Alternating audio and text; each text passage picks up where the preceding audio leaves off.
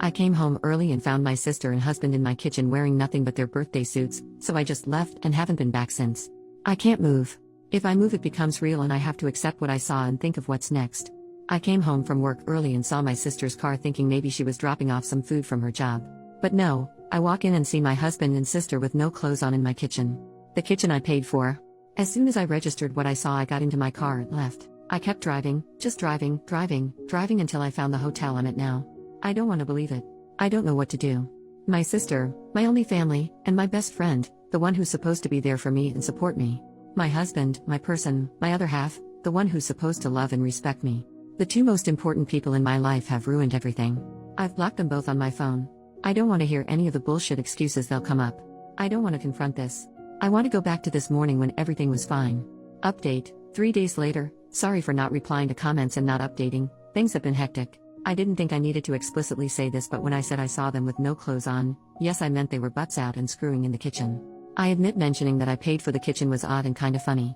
But anyone that knows me knows that the kitchen is my pride and joy, so yes, when I saw my sister and husband screwing in my kitchen, it stuck with me. And yes, they did see me. When I got to the hotel, I cried for a few hours and then I just wanted to tell someone, anyone. The two people I would talk to when something happened in my life were the two I needed to talk about, and it was 11-something in the evening, so I wasn't going to disrupt my friends' evenings and burden them. So instead I came to Reddit thinking not many would see it. The response I received was overwhelming though. I want to say thank you to everyone that sent me kind words and advice. Thank you so much for all the virtual hugs. I know I hardly commented, it's because I had so much to think about and do. I appreciate all the love and support. There was so much amazing advice given in the comments, although a lot of it was American-based. I still appreciate it. But one thing I did see a lot was to unblock them and keep the texts and calls as evidence, so I did do that. After posting in another good cry, I knew that I had to get my crap together. I didn't have my sister or any family to help, so I had to do it myself. I started researching what my next steps were. In the morning, my friend called me saying my sister contacted her wondering if I had been in contact with her. I told her what happened and she very kindly offered her spare room and her day off work to help me sort stuff out. I called in sick at my job and my friend helped get things done. I got in contact with my friend who works at a bank and she helped me start sorting my financials. My friend also found me a lawyer to consult with. After my phone consultation with the lawyer, I was so overwhelmed. I now know why so many women don't divorce their cheating husbands. It's such a lengthy, expensive, and emotionally draining process. I, fortunately, make a stable income and can support myself, and we, fortunately, don't have kids. I have to remember that things aren't going to happen in one day. It will all take time.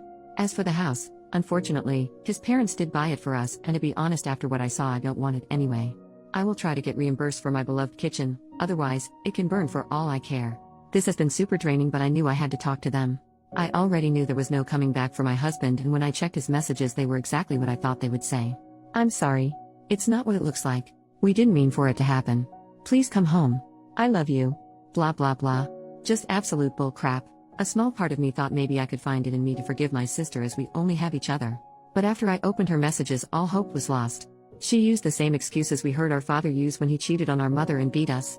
She said the same things our mother would say when she would excuse our dad's behavior and also beat us. I spoke to her this morning and asked her to tell me straight up who, what, where, when, and why.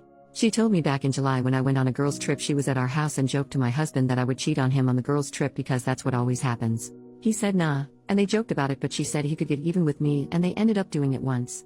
One time lead to 2 to 3, then to whenever they could do it. There was never any evidence or signs or anything that I was going to or even thinking of cheating. I told her we were done and there is nothing she could do to bring us back together. I later received a call from an unknown number. It was my mother, who I haven't spoken to in 7 years. Turns out my sister has been in contact with her and told her what had happened, and my piece of crap mother, the same woman who beat me for breathing wrong, had the audacity to say this is what I get for taking her daughters away from her. It hurts so much. I know things are going to get messier and this is going to be a long few years. I've now lost all my blood relations. I need to get all my crap and find a new place. I want to show them that I can and I will thrive without them. Again, thank you all from the bottom of my heart for all the love and advice. All the people in the comments that could relate to me, I'm so sorry. Second update, 10 months later. I actually forgot about this account until recently, and when I logged back and I saw so many people still commenting, messaging me and checking up on me. To those people, thank you for your kindness. Since so many still ask for an update and I've already shared such a big part of my life, I may as well give a small update. Back in October, my life was in chaos, but I was determined to soldier through it and show them that I can make it without them and succeed. I had to meet with my ex to talk about the house, and he kinda gave up and we decided to sell the house. I was reimbursed for my beloved kitchen. At first, my sister would show up at my job and my friend's house, but once I told her that I would get the police involved, she stopped. I haven't seen her since February.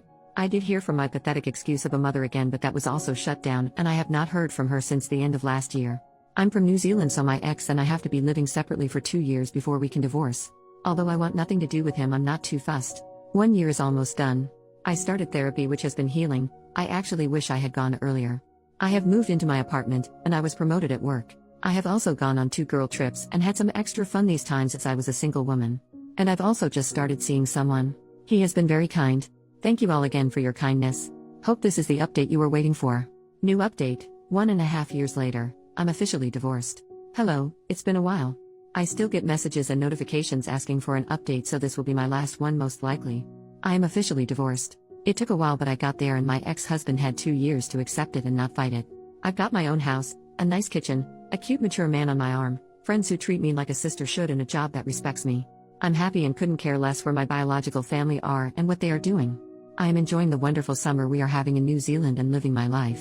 Thank you all for the support. All the best. Here's a picture of the beach I'm at while typing this.